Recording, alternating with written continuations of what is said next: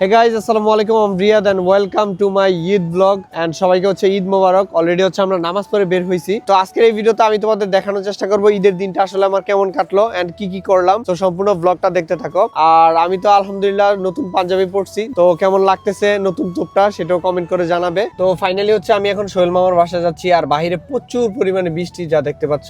আর আমি জানি না যে বাংলাদেশের ওয়েদার মতো কেন সৌদি আরবের ওয়েদার হয়ে যাইতেছে, ঈদের দিনেও বৃষ্টি। তো ফাইনালি হচ্ছে আমি সোহেল মামার বাসায় চলে আসছি, আর এখানে হচ্ছে মামিমা অনেক সুন্দর সুন্দর খাবার রান্না করছে। তো এখানে হচ্ছে নুডলস আছে, নবাবী সেমাই, এটা হচ্ছে পুডিং, আরেক সেমাই। এখন হচ্ছে আমরা খাবো, খাওয়ার পরে হচ্ছে জানাচ্ছি খাবারের টেস্ট আসলে কেমন হয়েছে। তো এখন হচ্ছে নবাবী সেমাইটাই খাচ্ছি, খুবই মজা। মামি হচ্ছে সবসময় আমার জন্য পুডিং বানায়, পুডিংটা অনেক ভালো হয় আর আমারও অনেক বেশি পছন্দের পুডিং।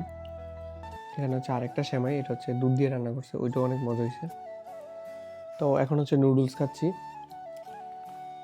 তো এখন হচ্ছে আছি আমি খোবার কর্নিশে, আর কর্নিশে আসার পরের পরিবেশটা খুবই সুন্দর, সূর্য অলরেডি উঠে গেছে। আর এখানে হচ্ছে ছোট ছেলে মেয়েরা ফুটবল খেলতেছে, সবাই হচ্ছে যার যার মতো খাওয়া দাওয়া করতেছে।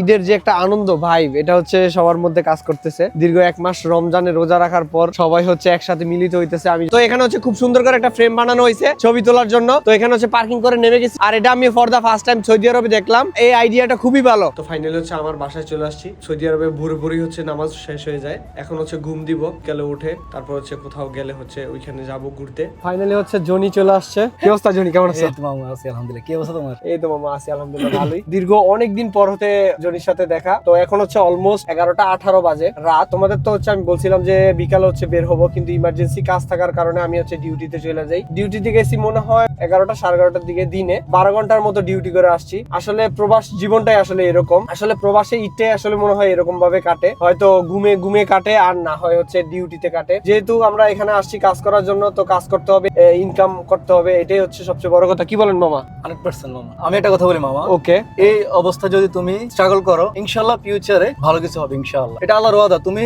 ধৈর্য ধরো, ধৈর্যের ফল আল্লাহ সুবহানাহু ওয়া তাআলা নিজের হাতে দিবে। মানে আমার কাছে মনে হয় যে জীবন যেথায় যেরকম, তোমার জীবন যে সময় যেরকম থাকবে, ওই সময় যদি তুমি ওইভাবে উপভোগ করতে পারো জীবনকে, তাহলে হচ্ছে জীবন সুন্দর। কে হচ্ছে কোন জায়গা থেকে দেখতেছেন প্লিজ কমেন্ট করে জানাবেন। তো এখন হচ্ছে আমরা চলে আসছি সাগর পাড়ে, আর এটা হচ্ছে লুলুর সামনে একটা মসজিদ, খুবই সুন্দর। এটা অনেকেই চিনো, যারা হচ্ছে খোবারের মধ্যে থাকো তারা অনেকেই চিনে। আর আজকে সারাদিনে অফলাইন এবং অনলাইন কারোর সাথেই কোলাকুলি করার নেই, এন্ড ফাইনালি জনির সাথে হচ্ছে কোলাকুলি করা হচ্ছে। ঈদ মোবারক। তারপরও আলহামদুলিল্লাহ সুস্থ আছি, ফ্যামিলি মেম্বার সবাই হচ্ছে খুশি আছে, এটাই হচ্ছে জীবনের সবচেয়ে বড় পাওয়া। অলমোস্ট 11:30 বাজে সাগর পাড়ে চলে আসছি, এন্ড খুবই ভালো লাগতেছে। সারাদিন কাজ করে আসার পর এখন রিল্যাক্স লাগতেছে। তো এই ছিল আজকের ভিডিও। তো খুব শীঘ্রই দেখা হচ্ছে নেক্সট কোনো ভিডিওতে। সে পর্যন্ত সবাই ভালো থাকেন, সুস্থ থাকেন, আল্লাহ হাফেজ।